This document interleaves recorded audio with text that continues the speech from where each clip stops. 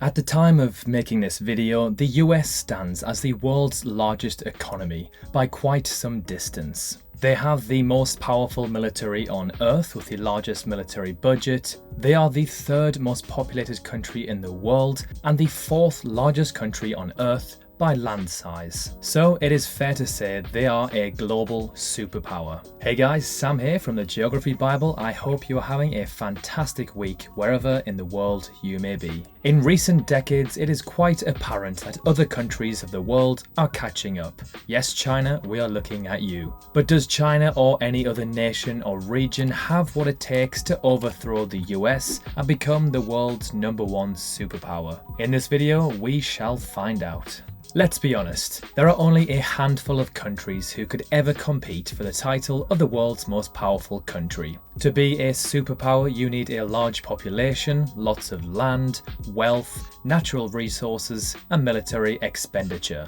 There is an ongoing discussion that China is emerging as a new superpower and replacing the US from the global power structure. China emerging strongly from the growing global pandemic crisis due to the COVID-19 pandemic, and Donald Trump's ally alienating policies with NATO have pushed this narrative forward considerably. There is no doubt whatsoever that China is becoming the global powerhouse economically and is expected to surpass the US as the world's biggest economy by 2028. China is still behind, but on its way to surpassing the US in military power with increased spending on weapons, technology, and developing several secretive weapons. So now let's jump into some reasons why the US will always be the global superpower. Firstly, the United States already has a huge lead by the most important measures of national power. China is the only country that comes remotely close, and America still has much more than China's wealth and 5 times its military capabilities. That gap alone would take decades to close, even if things go badly for the US. And as China grows and increases their military might, the US will be doing exactly the same thing. China's growth, if anything, will be motivation for the US to develop and invent new technologies to continue to grow their lead. Also, it is unlikely that things would go badly for the US because it has the best long-term economic growth prospects among the major powers. Economists have shown that long-run growth depends on a country's geography, demography, and political institutions. The United States has an edge in all of these categories. So unless something goes catastrophically wrong, like a supervolcano eruption at Yellowstone National Park, the US is safe in this regard. Geographically, the United States is a natural economic hub and military fortress. It's packed with resources and has more economic arteries, like navigable waterways and ports, than the rest of the world combined. Its only neighbours are Canada and Mexico. China, by contrast, has burned through its resources and is surrounded by 19 other countries, many of which are hostile or unstable, and 10 of which still claim parts of China's territory as their own. To put it lightly, the US benefits greatly from being rather isolated. Other superpowers like Russia, India, and China all border multiple countries, including each other. Of those, many are unpredictable and unstable. Demographically, America is the only nation that is simultaneously big, young, and highly educated. The US workforce is the third largest, second youngest, most educated in years of schooling, and most productive among the major powers. And it is the only major workforce that will grow throughout this century. China, on the other hand, will lose around 200 million workers over the next 30 years and add 300 million senior citizens. Chinese workers produce 6 times less wealth per hour than American workers on average. More than 2/3 of China's workers lack a high school education, and 1/3 of Chinese young people entering the workforce have an IQ below 90.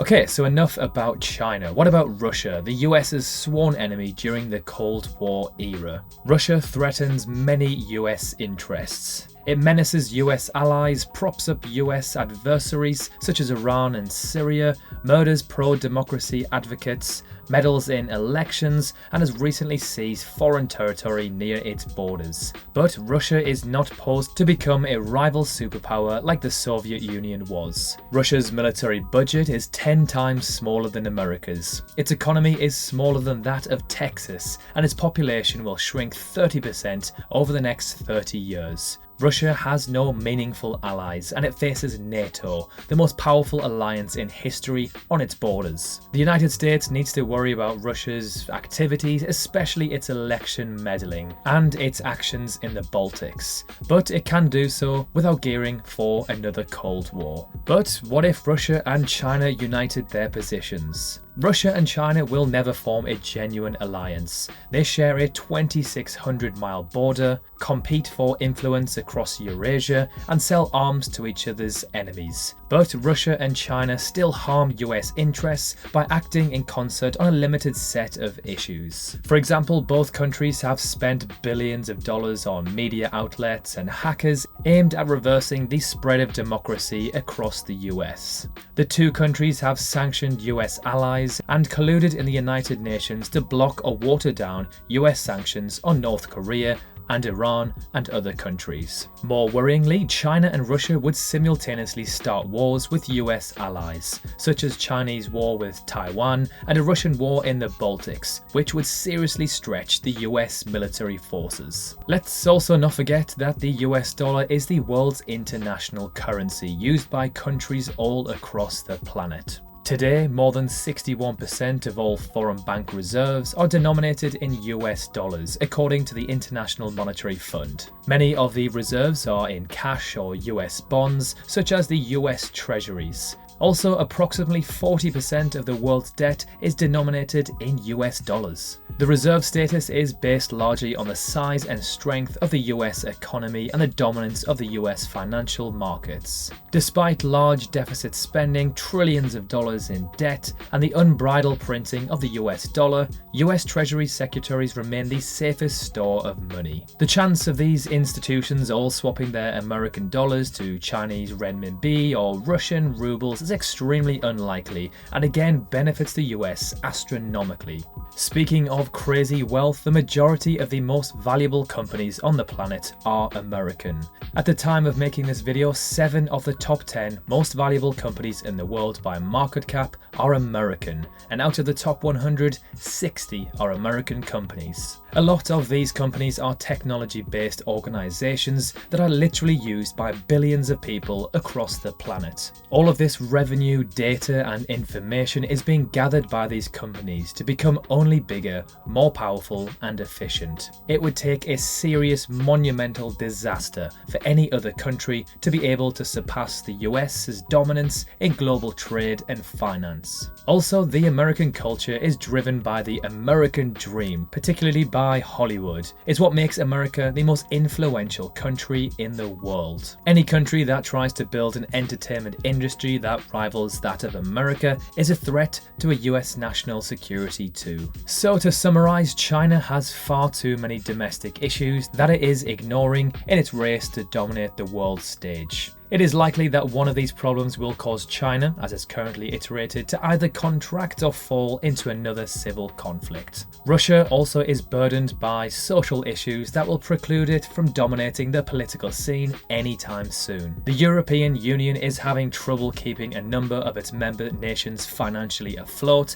and in fact keeping many of its countries inside the Union. The language, cultural, and historical barriers that have challenged Europe for almost 2,000 years will be still intact for some time to come, preventing the EU from seizing world dominance. Over in Japan, their population is contracting and aging. This will make it difficult for it ever to become more than a regional powerhouse militarily, while still remaining an economic powerhouse globally. The other two serious contenders for the most powerful country in the world, Indonesia and Brazil, are both geographically quite isolated, linguistically challenged, and have no significant history of military intervention or dominance. While they are both resource rich enough to become world powers, both have serious social issues that will also preclude them from successfully seeking a dominant position on the world stage. Media hype about the American collapse aside, no single country nor group can do what the US does individually, and most of them aren't foolish enough to even try to replicate this. In my opinion, the US will remain the dominant global power for many decades to come and beyond. So what are your thoughts? Will the US always be the global superpower? Will any other nation ever overtake them? Let us know in the comments section below. Thank you so much for watching this video. If you enjoyed it, please feel free to drop a like, and if you love this sort of content, consider subscribing. We've got plenty more to come and it's completely free. Thanks again for watching, and we'll see you very soon in the next video.